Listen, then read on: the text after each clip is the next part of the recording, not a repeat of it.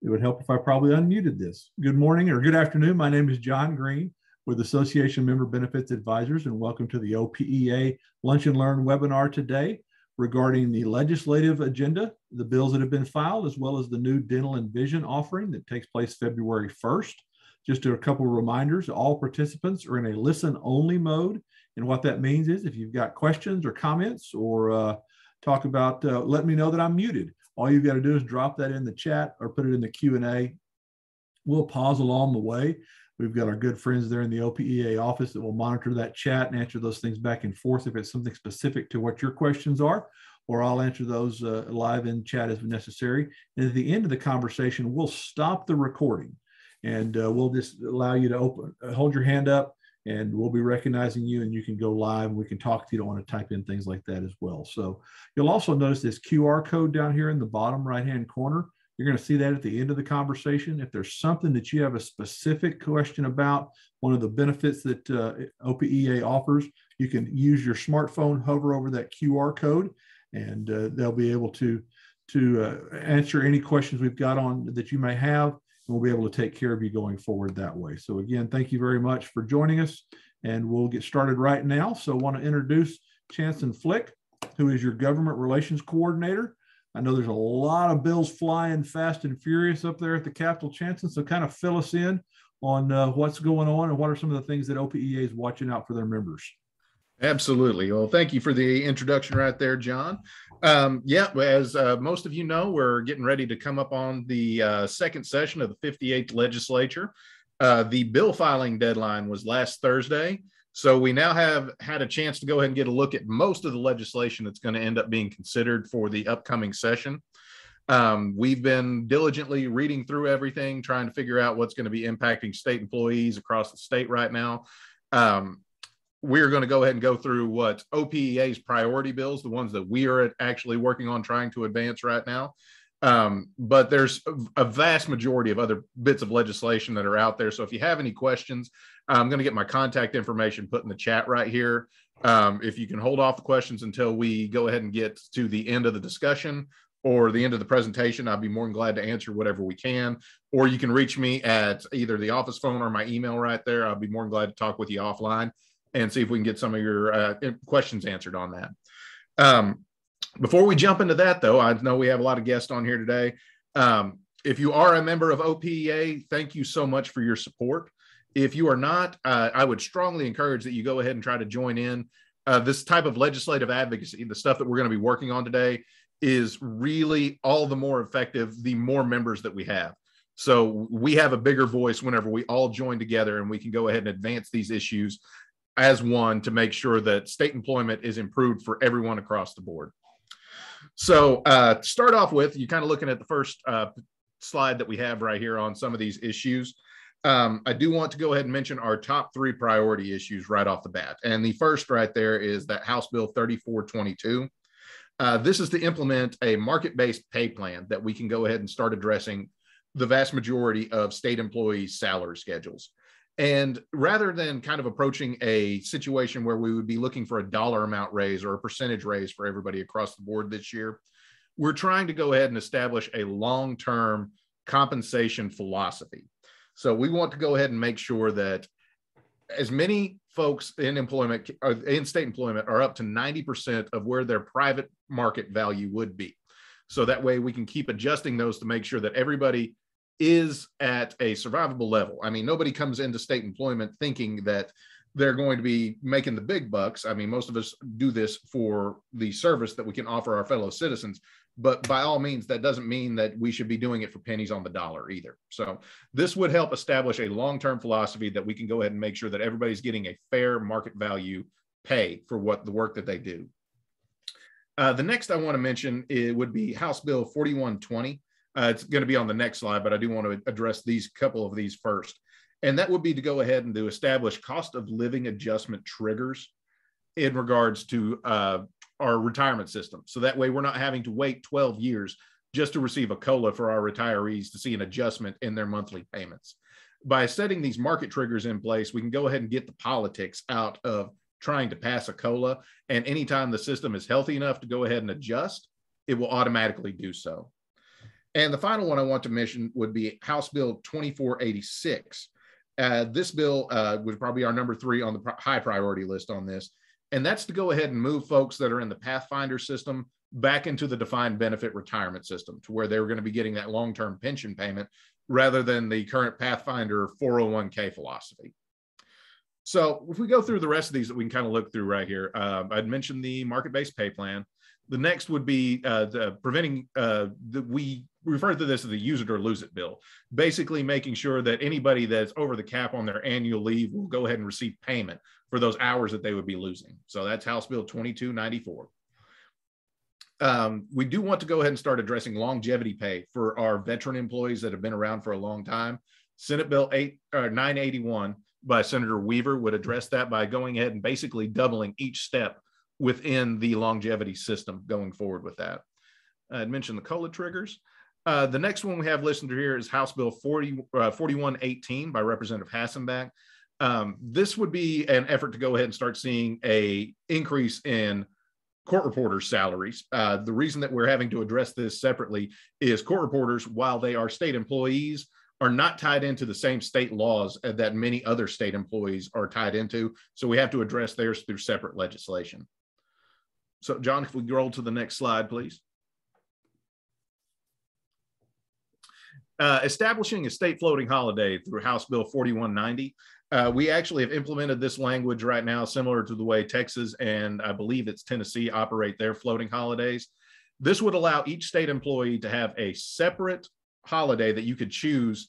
I don't want to say at random throughout the year. There are some limits that we've placed on that.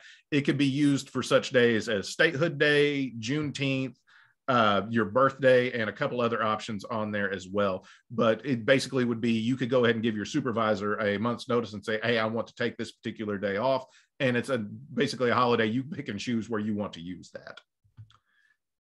House Bill 3709. This is one that would be specifically addressing our military veterans that come into state service, and it would allow them to go ahead and use some of those years of service that they've used in the military to count as years of service for the state.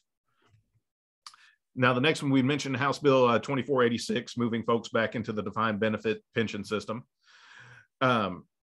House Bill 1787. This is a bill that we started working on last year that we're hoping to pick up on this year. And that's basically establishing a standardized on-call compensation for all state employees. Currently, even between agencies and sometimes even between counties, if you're in the same agency, have different on-call requirements and different methods of how everyone's compensated. We want to try to go ahead and level the playing field on that to make sure that everybody's being paid fairly for the time that they're on call.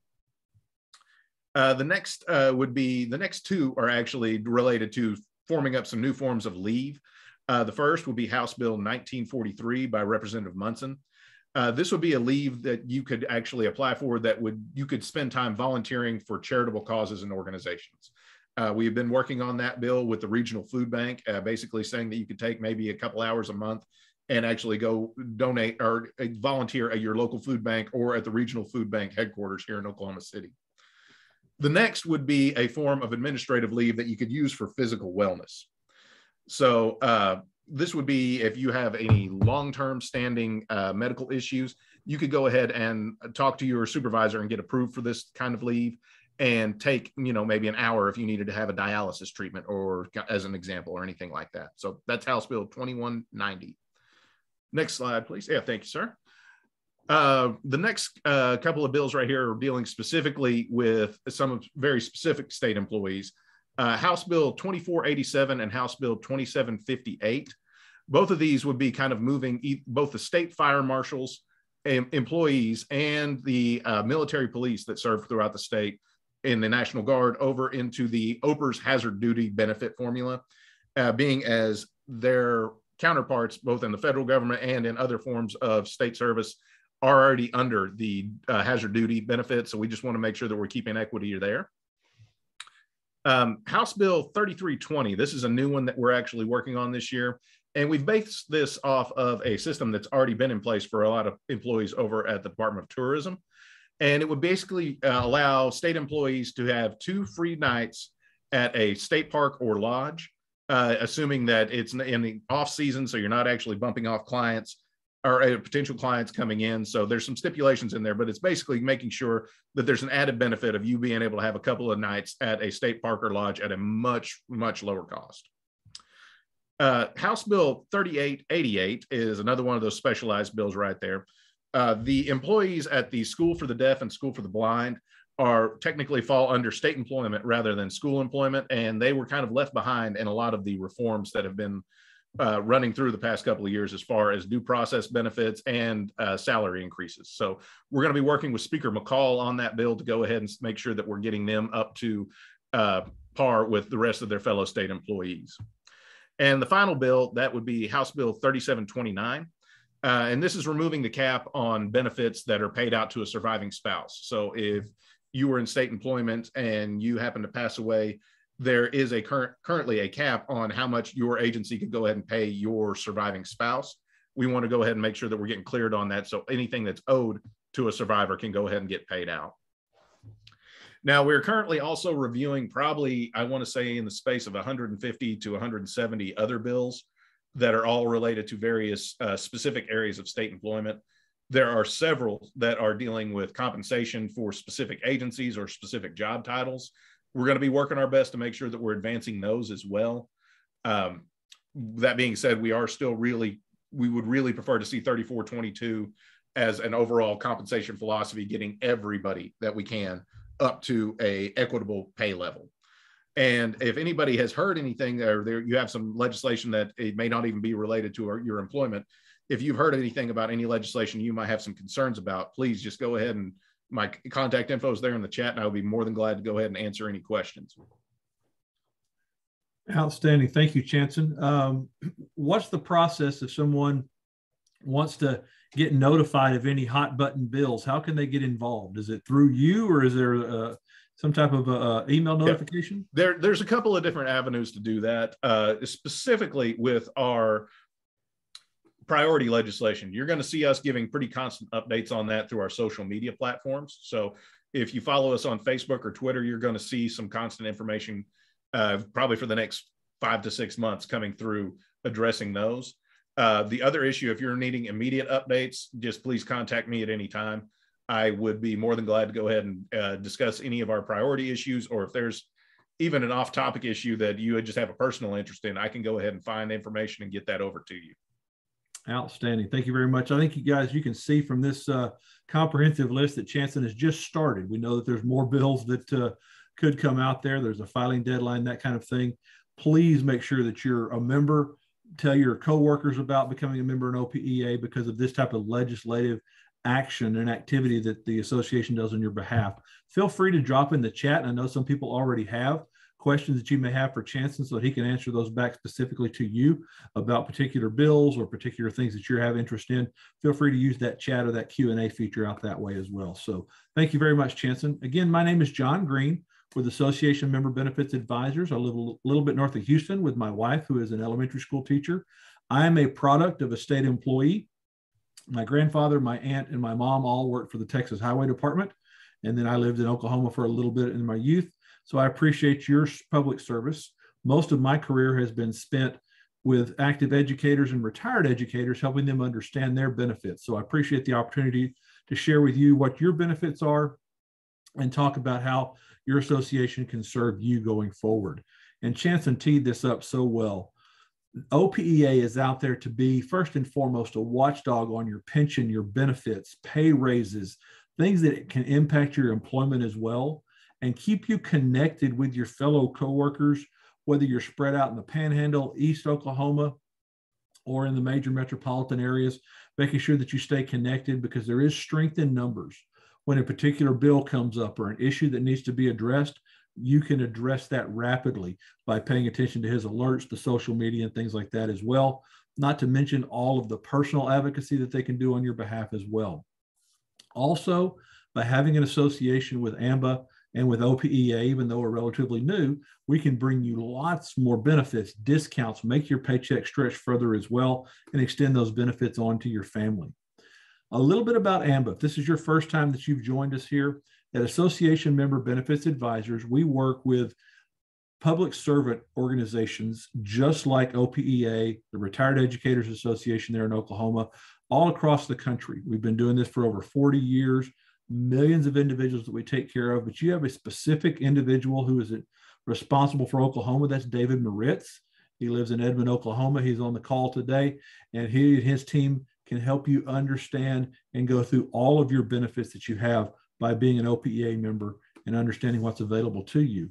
Because there are many advantages of having your benefits with OPEA. Part of that being the dental and vision plan that we're going to talk about today. And I really want to key in on this because I know that state employees have to have dental benefits as part of their benefit package. But there are many members that say, I've got adult children who aged out of my benefits. How do I get them dental and vision coverage? Or I've got parents, or my spouse isn't on my plan, something like that. There are some ways that you can do that.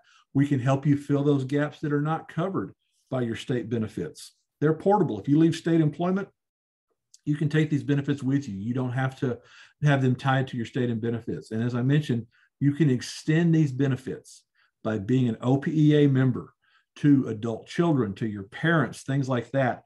Help them become an associate member of OPEA and take advantage of the benefits that you have available to them as well.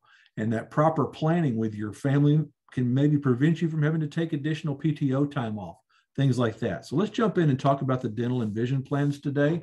Our goal is to introduce this plan to you. It goes live on February 1st. All of you will probably get something in the mail about this. We'll help you understand how you can get a hold of us here at the end of the conversation as well. Want to identify some of the differences between the state plans that are out there. You've got a dozen different dental plans that you can choose from. It's pretty incredible out there. And then kind of share some ways that you might want to use both plans if you already have a dental with the state, and take advantage of those endorsed options that OPEA has done on your behalf. Okay, so let's look at the dental plan. Again, this goes into effect February 1st. It is for active or retired state employees and their family members. We'll talk about that here in just a moment. It is through Emeritus. Emeritus is the largest provider of dental insurance in the nation. Emeritus is a company that's been around since before the Civil War. They're strong. They have an extensive network of dentists. You have two different plans that you can choose from. And that's the really neat thing about the way that OPEA set up their plans for you. Two different plans to choose from. You've got freedom to choose whatever dentist you want to go to. You can use your own, or you can go to a network dentist and save even more off of your coverage there. So if you're in far rural West or East Oklahoma, don't worry about it. There's not a network. You've got a dentist. You can go to someone you're comfortable with. You can enroll whenever you want. So it's not like the state plans where you've got a period of enrollment that you have to stay in. You can enroll whenever you want to. There's no waiting period, meaning that if you enroll today, you can start in February on your benefits. If you enroll the end of February, you can start 1st of March. So there's no waiting period. There's no long-term contract. There's not a period that says you have to wait the first year before you get full benefits. You get full benefits within the week after that you enroll, and you're ready to go at that point. This is where I see as a huge opportunity for active state employees who already have dental through the state, through one of the plans there. Your adult children, age 26 and older, are eligible to become or to take advantage of this plan. Your parents, aunts, uncles, brothers, sisters, whatever, become an associate member of OPEA and take advantage of having these benefits for you. There's a rate lock that's 2 years in there, so you know that you've got consistent rates across the board. And there's a very unique rewards program. And I'll explain this to you as we go through it a little bit so that you understand how to maximize it, because savvy employees, retirees in other states are using this rewards program with their state benefits to almost double up their coverage. It's really pretty cool. Okay, let's take a look at the two plans. You've got a platinum plan and a gold plan. Platinum plan, gold plan, richer benefits, not as rich benefits, however you want to call it that way. You have a maximum on the platinum plan of $2,000 of covered benefits per person per calendar year. Gold is $1,000. Your routine type 1 services, cleanings, x-rays, regular exams, things like that, in both situations, they're covered 100%. Okay, so you have nothing out of pocket for that. Then your type 2s are covered at 85% for platinum, 70% for gold, outside of a $25 deductible per person, maximum of $75. is the deductible for the year maximum for a family for type 2. And then type 3, your crowns, more gum disease related things, oral surgeries, dentures, root canals are covered at 60 or 50%. So it's a pretty straightforward plan. Again, whether it's in network or out of network, you've got the coverage. If you use a Meritas dentist, you get a reduced rate so that your money stretches further in terms of your reimbursement, things like that. So pretty simple, straightforward plan. Now let's look at the rewards that come with this. This is a different type of program, unlike anything that you may have already. We want you to use your benefits. Part of a good health regime is having good oral hygiene. And studies will show if you have good oral hygiene, usually your overall health is very good and you live a longer period of time. So we want you to use your dental benefits to at least get an exam, at least have a cleaning and a checkup, that kind of thing. If you'll use your dental benefits at least once a year and keep that amount that you spend less than $750, then you can carry over in rewards dollars an additional $250 for next year. Maximum you can carry over is $1,000, so you can really build up your benefits in case you need to have major dental work. So let's take a look at how this is going to work. Let's just say you're in the platinum plan and you go in to have a routine cleaning or a cavity fill this year. It costs $94. Doesn't matter whether you get it 100% covered because it's a doctor or dentist visit, or if you have to pay a little bit of a copay or something like that, or a percentage on your insurance, but you keep it under that $750 limit. Well, then your maximum benefit in the platinum plan is $2,000. Next year, you'll carry $400 into 2023. So now your maximum benefit on the platinum plan with the rewards program is $2,400. So you can carry up to $1,200 over to that. So you can see you can get up to $3,200 in reward benefits going forward. So it really allows you to, when that doctor says, hey, we need to watch that tooth back there, you may need a crown, or your crowns are a couple of years away from repair, let's don't get them into a root canal. It allows you to have carry forward dental benefits. And it's a really neat rewards program because we do want you to take care of all of those things that keep you healthy in the dental area. Okay. If you've got questions about our dental plan, feel free to drop them in the chat or the Q&A. One thing that I really want to stress, we see this in Texas a lot because we've had this plan with Texas for a few years now. You can double dip. And what that means is if you have your plan through the state, you can also pick up the OPEA plan on top of that. There's no coordination of benefits across the board. All your provider has to do is file the insurance with both the state and with the Meritas. So that way you've got more coverage that you can stretch across the board. We have many members in other parts of the country that will say, all right, I've got to have some major dental work coming up, or it's time to put dentures or a bridge or something in there, or have wisdom teeth taken out. They have both these in double dip. They then walk away without any type of cost out of their pocket. So just another good way to make your OPEA endorsed benefits stretch even further on top of your state benefits. So we did a webinar here in Missouri this morning, and we had some questions, and they said, how many adults can I put on a policy? Well, just so that we're clear on this, you and a spouse are considered a household in terms of adults. That's the most adults you can have on a policy. If you have an adult child that reaches age 26, they're no longer eligible for your benefits, your state benefits. They have to go on their own plan. An adult child is considered a household, even if they live in your household. Anybody 26 and over needs their own separate plan. So that's the definition of an adult, why they would need coverage that way in their own separate plan once they reach age 26 or above. Okay. So let's compare the state plans and just some things that you want to look at. If I did a complete comparison of all the dozen plans you have in the state to the OPEA plan, we would be here for hours. But just to take a look at it, look at your employee benefit enrollment guide. They have a really nice grid in there that explains all of your different coverages, depending upon the plan that you have there on the left-hand side. What you want to look at, and this is what's different, and I'll kind of explain the differences with the OPEA plan. Network availability.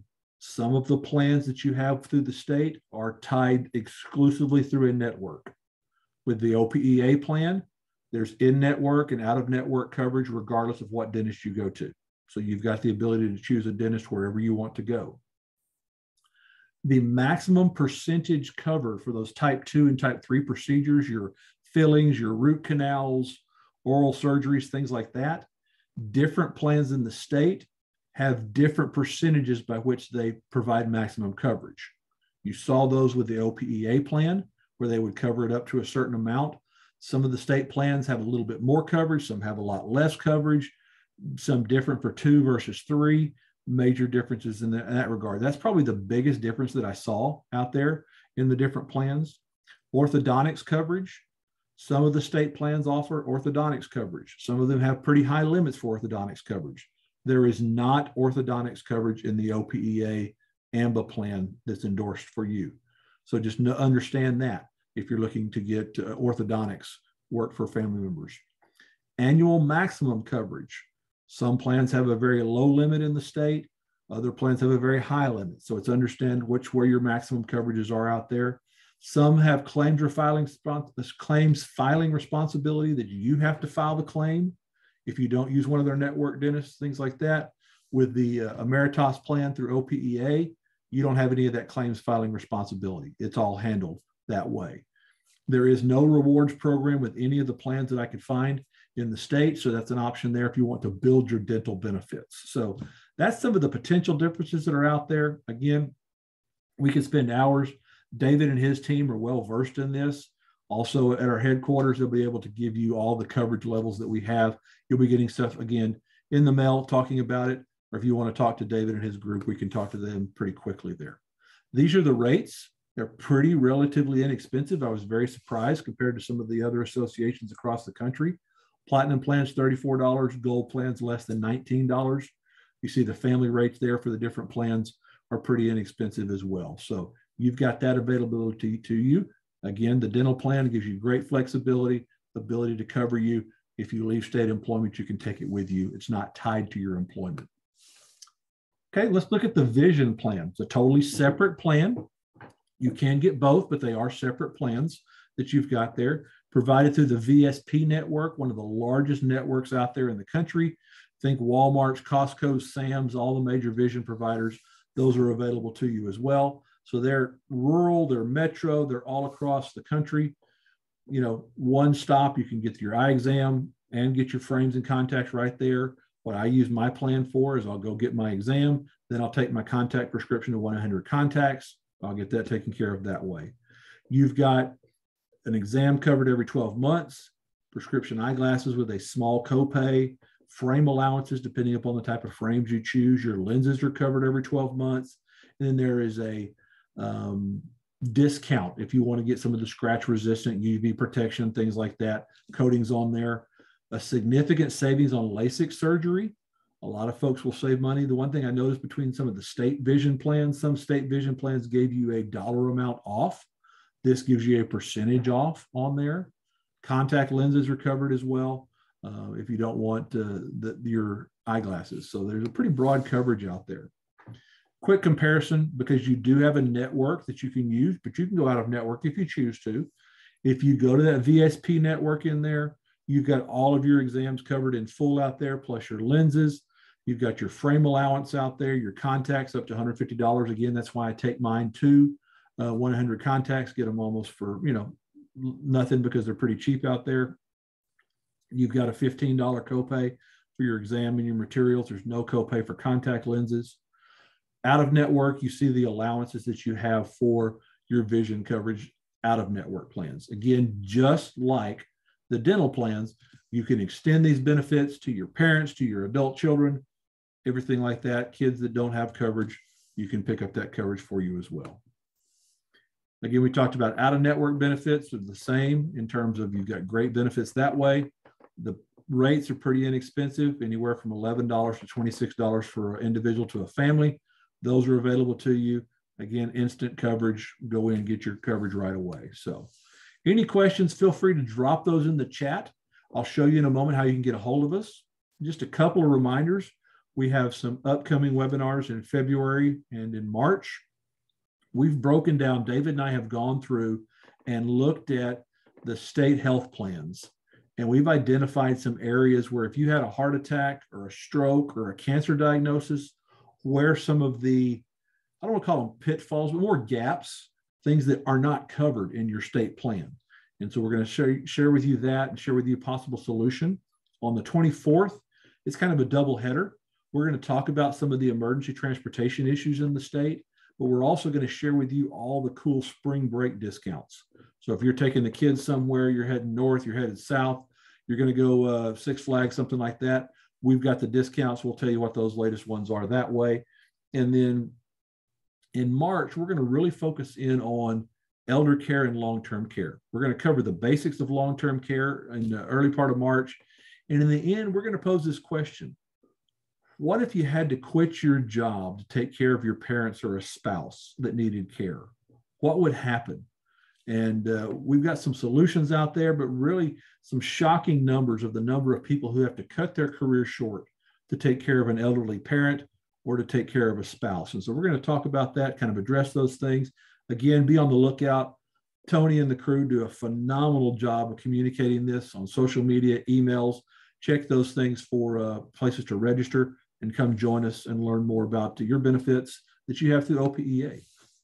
And tell your friends, as I mentioned earlier, and Chanson set this up perfectly, as we go through this legislative session, the more people that we have, the more people that OPEA can say, we've got tens of thousands of people behind us, state employees, retirees, friends of state employees that are behind us, it makes those bills easier to pass, or they get modified to benefit state employees.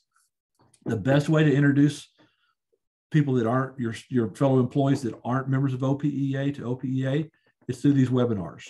They get to hear from folks like Chanson and Tony and Sterling and Dixie and Candace and Jean, get to hear about what's going on, how they're protected as part of their membership of OPEA, and then they get to hear a topical something that coordinates with their issues as well. So introduce this to your friend, invite them to come join, and then maybe they'll join OPEA, help our numbers grow out there. So I'm going to open it up for questions here because we may have some out there. There's a couple of different ways that you can get a hold of David and I.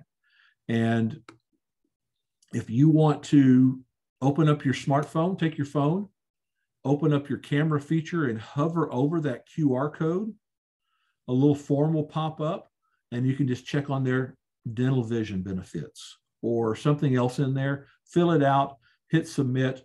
It comes back to me. One of David and his team members will take care of you that way. You can also, if you're on a tablet or not on you don't have your access to your phone, email me, John, jon.green@amba.info, I-N-F-O, john.green@amba.info. I'll be glad to take care of you, answer any question that you've got. We do record these webinars. We'll put them out on the OPEA website so that you can follow up and pay attention to that. And you can always go to the OPEA website and check out your benefits that you have available to you out there.